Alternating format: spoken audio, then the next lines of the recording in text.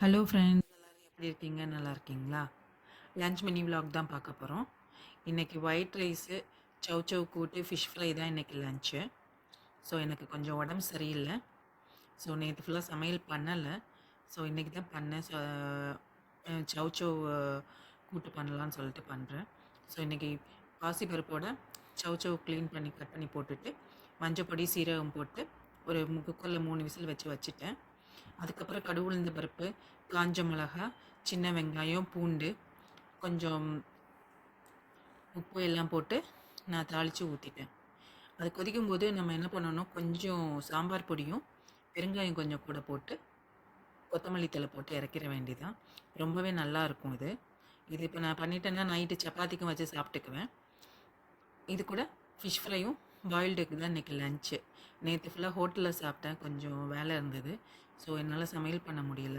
So அதனால் இன்றைக்கி கண்டிப்பாக வீட்டு சாப்பாடு செஞ்சே ஆகணும்னு சொல்லி செஞ்சு சாப்பிட்டாச்சு. Thank you friends.